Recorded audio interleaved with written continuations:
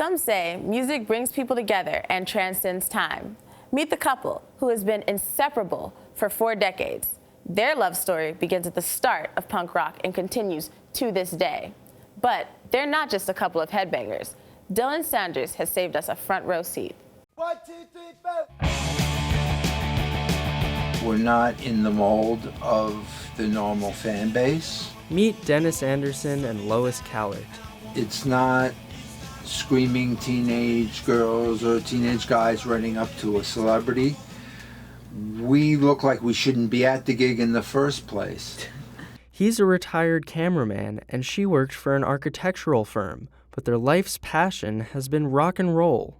I'm not a musician where I'm going to be on stage, but somebody's on the stage and somebody has to be in the audience. And if you ask them how many concerts they've been to, we still go to 2 a night. 2 to 3 a night. They're not quite sure, but they say it's over 10,000. 1, 2, 3, 4. From the early days of the Beatles to Queen and Oasis. Half a century of rocking out, and they're more than mere superfans. Dennis and Lois have become legends in their own right, starring in music videos, inspiring artists, and bands like the Happy Mondays, who named a song after them. Everyone does that. You're the Dennis and Lois. I did that same thing. So if you know the Mondays, you know the names. Filmmaker Chris Cassidy has been following the pair for 7 years. Driven by their rock and roll love story, he's making a documentary. I think people are super impressed how long they've been doing it and how they started. 43 years ago, they met here in Greenwich Village and actually had their first date across the street at CBGB's, which called itself the birthplace of underground rock. Yeah, it was Talking Heads and television the first night. Nobody knew these people.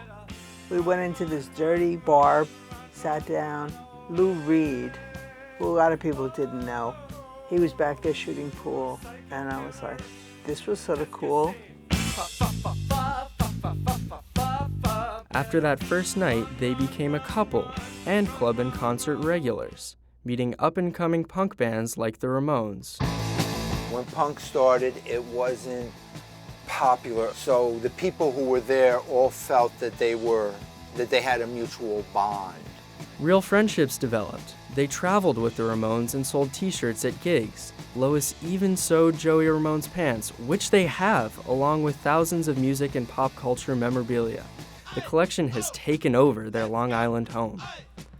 But it hasn't always been fun. Some 20 years ago, Lois was injured by rowdy fans in the pit of an Oasis concert. Now, wheelchair-bound, going to concerts is more of a challenge. At times your body tells you, no. You want to give it 100%, but 100% now is maybe, 60% 5 years ago. I still think I'm 25. Dennis Anderson and Lois Callert are proving that while music can transcend generations, for some, generations also transcend music. And I'm that kid out there having a good time. Even though I'm 70, You're still that kid. For CBS News, Dylan Sanders. That's it for CBS This Morning Saturday. I'm Samantha Brown. Thanks for watching. Join us tomorrow.